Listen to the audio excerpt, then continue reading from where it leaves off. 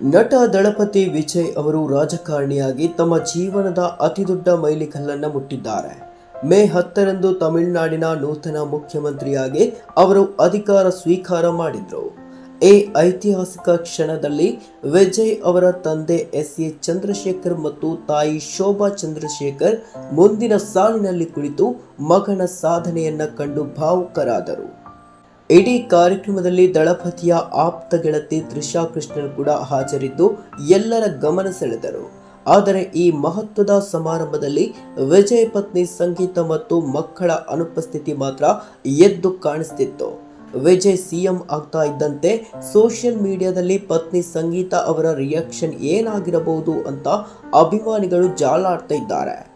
ಆದರೆ ಸದ್ಯಕ್ಕೆ ಸಿಕ್ಕಿರುವ ಮಾಹಿತಿ ಪ್ರಕಾರ ಸಂಗೀತ ಅವರು ಲಂಡನ್ನಲ್ಲಿದ್ದಾರೆ.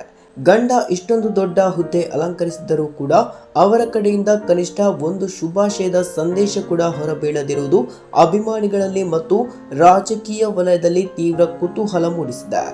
ಈಗ ಸಿಎಂ ಆಗಿ ಪ್ರಮಾಣ ವಚನ ಸ್ವೀಕರಿಸುವಂತಹ ದೊಡ್ಡ ಸಮಾರಂಭಕ್ಕೂ ಸಂಗೀತ ಬಾರದಿರುವುದು ಡಿವೋರ್ಸ್ ಪಕ್ಕ ಅಂತ ಅಭಿಮಾನಿಗಳು ಹೇಳ್ತಾ ಇದ್ದಾರೆ.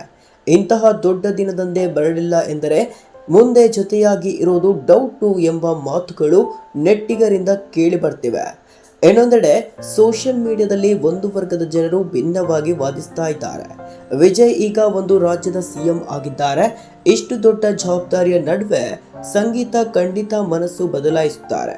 ಗಂಡ ಸಿಎಂ ಆಗಿರುವಾಗ ಡಿವೋರ್ಸ್ ಪಡೆಯುವ ನಿರ್ಧಾರವನ್ನ ಅವರು ಕೈಬಿಡಬಹುದು ಎಂಬ ಆಶಾವಾದವನ್ನ ಅಭಿಮಾನಿಗಳು ವ್ಯಕ್ತಪಡಿಸ್ತಾ ಇದ್ದಾರೆ. ಆದರೆ ಇದಕ್ಕೆ ವಿರುದ್ಧವಾಗಿ ಮಾತನಾಡುವವರು ಕೂಡ ಇದ್ದಾರೆ. ಸಂಗೀತ ನಿರ್ಧಾರ ತೆಗೆದುಕೊಂಡಾಗಿದೆ. ಪತಿ ಎಷ್ಟೇ ದೊಡ್ಡ ಸ್ಥಾನಕ್ಕೆ ಹೋದರೂ ಅವರು ತಮ್ಮ ವೈಯಕ್ತಿಕ ನಿರ್ಧಾರದಿಂದ ಹಿಂದೆ ಸರಿಯಲ್ಲ. ಅದಕ್ಕಾಗಿಯೇ ಅವರು ಪಟ್ಟಾಭಿಷೇಕದ ಸಂಭ್ರಮದಿಂದ ದೂರ ಉಳಿದಿದ್ದಾರೆ ಎಂದು ಚರ್ಚೆ ಮಾಡಲಾಗ್ತಿದೆ. ದಳಪತಿ ಪತ್ನಿಯ ಈ ನಿಗೂಢ ಮೌನ ಹಲವು ಅನುಮಾನಗಳಿಗೆ ಎಡೆ ಮಾಡಿಕೊಟ್ಟಿದೆ. ಸಂಗೀತ ಇಲ್ಲದ ಸಮಾರಂಭದಲ್ಲಿ ತ್ರಿಷಾ ಕೃಷ್ಣನ್ ಮುಂದಿನ ಸಾಲಿನಲ್ಲಿ ಕುಳಿತು ವಿಜಯ್ ಸಾಧನೆಯನ್ನ ಹೆಮ್ಮೆಯಿಂದ ವೀಕ್ಷಿಸಿದ್ದು ಕೂಡ ಭಾರಿ ಚರ್ಚೆಗೆ ಗ್ರಾಸವಾಯಿತು.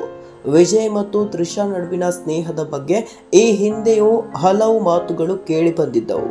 ಪತ್ನಿ ಬರೆದಿರುವಾಗ ತ್ರಿಷಾ ಹಾಜರಾಗಿದ್ದು ಮತ್ತೊಂದು ಸಂದೇಶ ಕೊಡುತ್ತಿದೆ.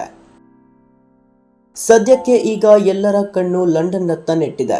ಸಂಗೀತ ಅವರು ತಮಿಳುನಾಡಿಗೆ ವಾಪಸ್ ಬರ್ತಾರಾ ಅಥವಾ ವಿಚ್ಛೇದನದ ಪ್ರಕ್ರಿಯೆ ಅಧಿಕೃತವಾಗಿ ಶುರುವಾಗಲಿದೆಯಾ ಎಂಬುದು $1 ಬಿಲಿಯನ್ ಪ್ರಶ್ನೆ.